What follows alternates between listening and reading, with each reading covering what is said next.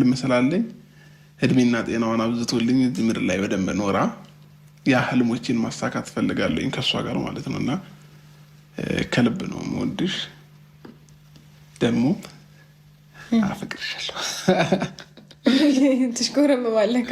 ኧረ እኔ አልተሽኮረመምኩም እንዴ በግድ ተሽኮረመም ነው አልተሽኮረመምኩም የምር ሰበቤ ሲል አንተርጎት ሰበቤ ሲል አንተርጎት ሰበብ እድሜ ይቀነስ ተቆርጦ ይቅር ዓለም ላይ ሲል አንተርጎት ሰበብ ደስታዬ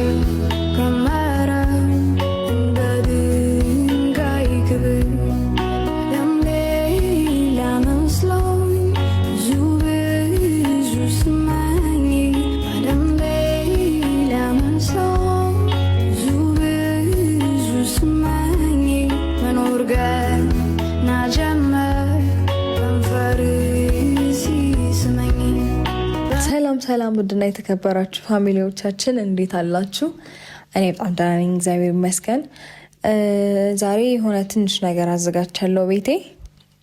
እንደምታዩት ሻማ አለ፣ አፉፋ አለ፣ ፊኛ ማለት ነው፣ አበባም አለ እና ትንሽ አንዳንድ ነገሮች አሉ።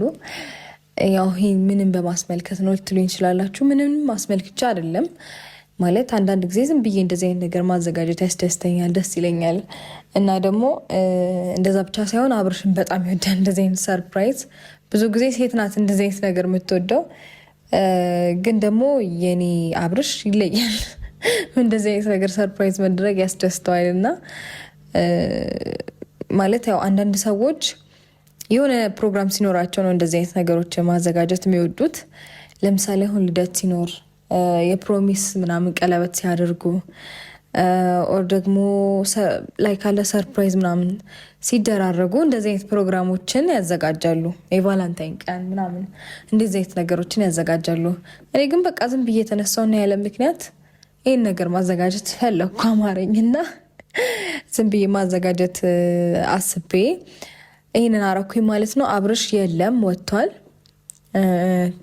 ሰዓቱ ስንት ሰዓት መሰላችሁ? አሁን 2 ሰዓት ሆኗል። ከምሽቱ 2 ሰዓት ይላል እና ቢያንስ ከተኩል ባለው ይገባል። መንገድ ምናምን ዝግ ካልሆነበት ይገባል እስከ ተኩል ባለው እና ያው የሚመጣበትንም ሰዓት ስለማቅ እንደዚህ አይነት ነገር ዝም ብዬ ላዘጋጅለት ብዬ ነው። አይ ቲንክ እንደዚህ አይነት ታይም ካሳለፍንም የቆየን ይመስለኛል።